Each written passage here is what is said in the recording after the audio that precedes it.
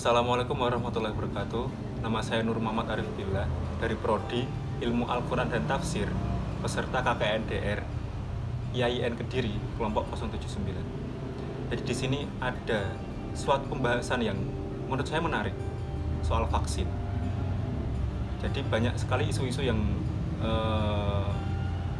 beredar di masyarakat. Salah satunya apa, Mas? Vaksin COVID itu halal atau haram, Mas? Nah, vaksin COVID-19 itu halal atau haram.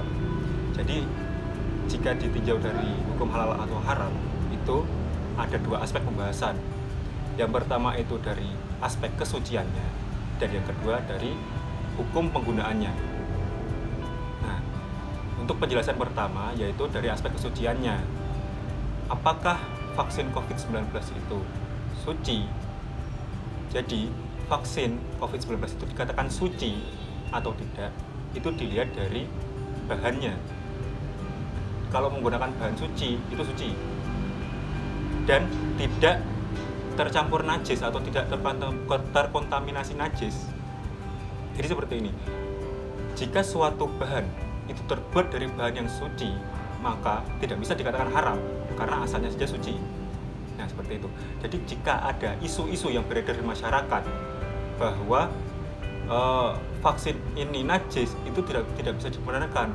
Karena apa? Karena itu masih prasangka.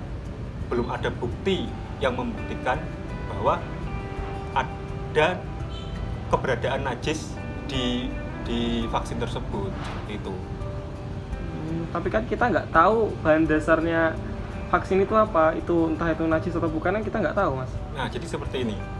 Ada penjelasannya dari Syekh Zainuddin Al-Malibari.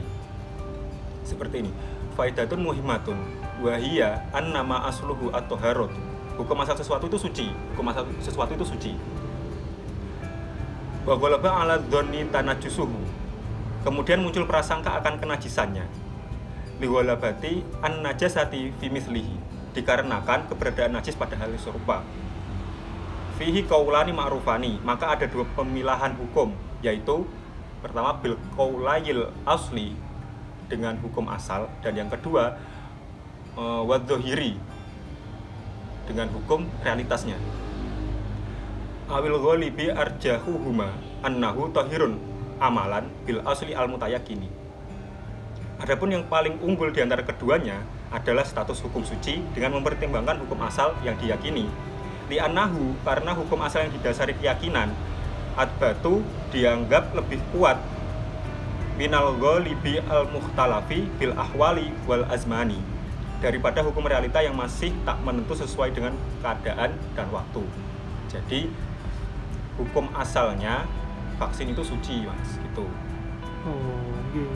Lalu kita lihat aspek yang kedua, yaitu hukum penggunaannya. Nah, di sini.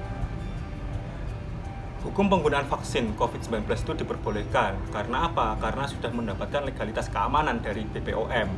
Berdasarkan apa? Berdasarkan uji klinik dan evaluasi keamanan.